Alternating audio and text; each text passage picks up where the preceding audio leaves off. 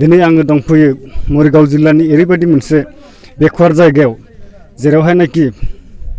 भारतबर्षआ दिनै 75 बोसोर जालांबाय उदांस्रि मोननाया थेवब्लाबो बे गामिनि हान्थिनाय लामा दथाया ओरैबायदि गाज्रि दायो बे लामाखौ आथिखालनि बर' कसारी अनसाय गावखुंथाय हायुङारिनि मावफुं सोद्रोमा जुनाद फिनाय फाहामथाय आरो समाबाय बिफाननि बिथां EM मथुरा बसुमतारिया माबे बिफाननिफ्राय बे लामाखौ मावगासिनो दं बिथांनिफ्राय एसे मिथिना लानि बे लामाखौ नोंथाङा माबे फाननिफ्राय बानायदों बेथ' बेबायदि जेबो फाननि खोथा गैया मानसिफ्रा बे मोनसे बर' गामि दं बेहा सिगाङावहा बिसोरो थांलाय फैलाय मा बिराद असुबिदा जायो बिनि थाखायनो आं गावनि रांनिफ्रायनो आं बानायना होनो नागिरदों आरो एसे बानायना जाहाथे मानसिफ्रा थांलाय फैलाय खालामनायावहाय एसे सुबिदा जायो आरो उनफ्रावहाय सारा बे लामानि थाखाय माबा मोनसे मावथांखिफोर आजावदों नामा बेबस्थाथ' खालामनांगोन दाथ' जोंहा काउन्सिलाथ' गोदानथार बे थाखा फैसा बेबायदि फैथ'वाखैनो आरो मैया दाखालि जिथुनाखि स्टार्टआव फैदों जेनेबा बेवहाय जोङो EM हिसाबै जोङो 50 लाखल' रां मोन्दों बिजोंथ' बेफोर लामाखौ हमख'नो हायाखै बाखि गुबुन जायगाफ्रावबो होनांगौ जानायखाय बाखिफोरथि होबाय खिन्थु बे लामाया दरकारथारखाय बेखौ एसे बानायना होनो नागिरदों आरो आच्चा सार बे लामाया जेब्ला नोंथांमोना हमो नायबा एडिसनेल फान्डफोरनिफ्राय लाना फैयो अब्ला बे लामाया माबेनिफ्राय माबेसिम बेसेबां किल'मिटार गोजान जागोन बेथ' प्राय जेनेबा मेन रुटनिफ्राय बरबुरियालागै 2 किल'मिटारानो दङ खिन्थु बेसेबांखौ जोङो बेसेबांखिनि बानायनो हायो बेखौथ' बारा बुंजोबनो हायाखै खारन जोंनि काउन्सिलाथ' बहुत उन्दै काउन्सिल दा बिनिफ्राय बेसेबांखालाय मोजां लामा बानायनो हानाय हागोन ना हायाथाय बिनि इमान फिक्सयै बुंनो हानाय नङागोन आरो साबायखर थाबाय नोंथांसिम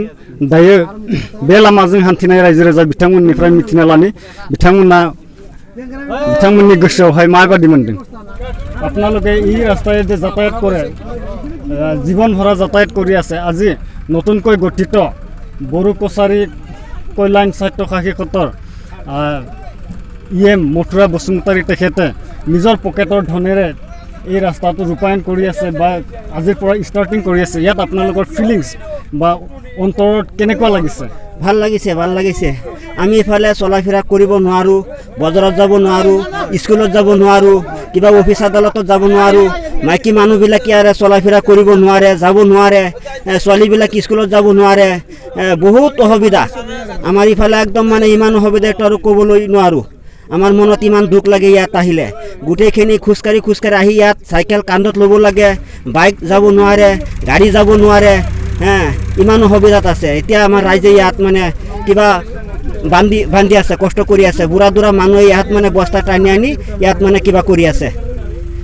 আচ্ছা আপুনি EMৰ প্ৰতি কি জনাম আৰু এতিয়া যদি কাৰ্যকৰী সদস্য এতিয়া নতুনকৈ গঠিত বড়ো কছাৰী খাদ্য পৰিষদৰ তেখেতৰ প্ৰতি কি জনাব আপুনি সিহঁতক ধন্যবাদ জনাম আৰু সিহঁতে এতিয়া কছাৰী কিবা মানুহ সিহঁতে মানে ইয়াত কামটো কৰি আছে নিজৰ পকেটৰ পইচা দি মানে সিহঁতে বান্ধি আছে এইটো আমি ধন্যবাদ জনাম আৰু थैंक यू जोबोद गोजोननाय जोबोद गोमोथाव आरो जोबोद गोजोननाय जोबोद बाख्नायजाथाव दिनै स्कुलाव फरायसालियाव हाथायाव मेडिकेलाव सार्कुल अफिसाव थानायाव थांनो थाखाय जोंनि गामिनि रायजो राजाफोरा गथ' गथायफोरा गासै रायजो राजाफोरानो बहुत दुखु जालानि गेजेरजों आन्थुसे दै हाब्रुनि गेजेराव बारलांनांगौ जायो दिनै बे लामाखौ दिनैनिफ्राय जागायजेननायनि थाखाय बयबो एसे सान्तिहि मोजांहि सेन्देल बख'वालासैनो बयबो फरायसालियाव कलेजाव थानायाव मेडिकेलाव सार्कुल अफिसफोराव थांनो हानायनि मोनसे मोजां लामा मोनदों बिनि थाखाय बिथांनि सायाव बिथांनि मावनाय हाबाफारिखौ लानानै जोबोद गोजोननाय आरो जोबोद बाख्नायजाथाव बै रायजो राजायानो बिथांनि सायाव अराय साबायखर आरो जेब्लाबो बेबायदि रायजो राजाफोरखौ हेफाजाब होनो हाबाय थाथों आरो मावनो हाथों होननानै जै जाथों होननानै आं बुंनाय जाबाय।